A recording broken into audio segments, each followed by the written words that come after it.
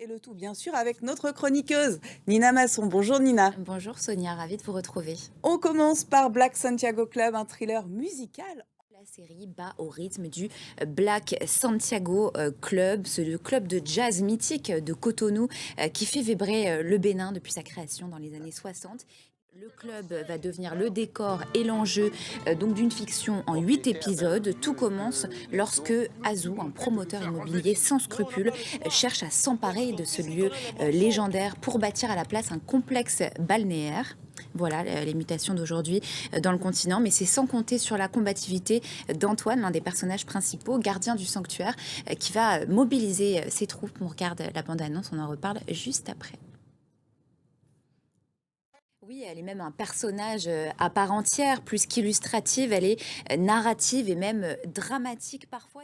Elle s'accompagne à l'image d'une réalisation extrêmement léchée, avec des tableaux sublimes, tantôt contemplatifs, tantôt un peu plus chorégraphiques. Et cette souris, elle est aussi née de ce désir de faire connaître aux plus jeunes générations un pan entier de la culture africaine qui est parfois oubliée. On va écouter tour à tour les, les deux co-réalisateurs de la série, Tiburce Bokovo et Toumani Sangaré.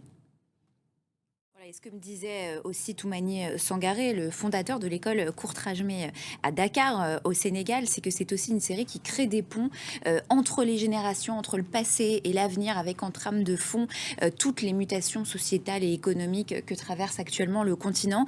Et puis, il faut le dire, c'est aussi tout un travail panafricain, cette série avec des Sénégalais, des Togolais, des Maliens, des Camerounais qui ont participé au projet. Bref, le Black Santiago Club, c'est à découvrir sur Canal+ Première.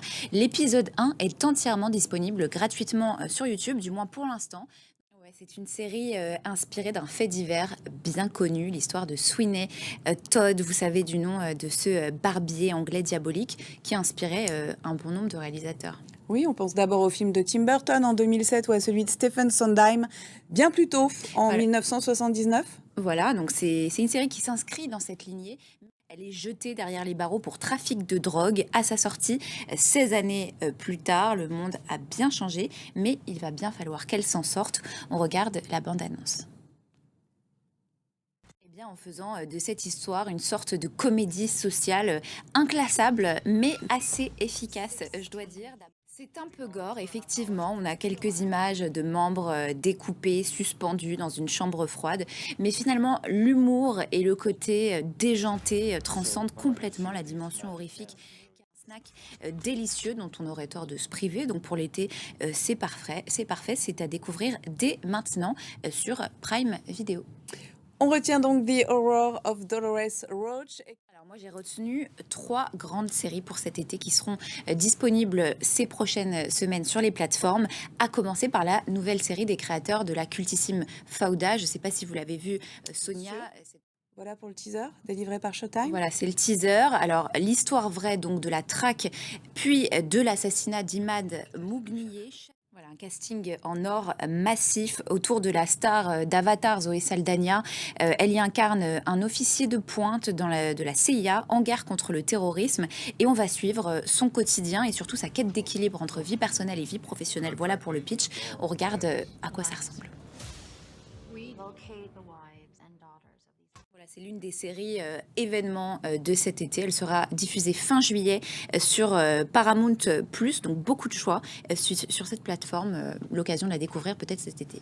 Et l'été se refermera sur une autre série très attendue. Oui, alors Only Murders in the Building, c'est cette série policière. Merci infiniment Nina pour tous ces conseils, pour toutes ces bonnes idées pour l'été, un programme très alléchant.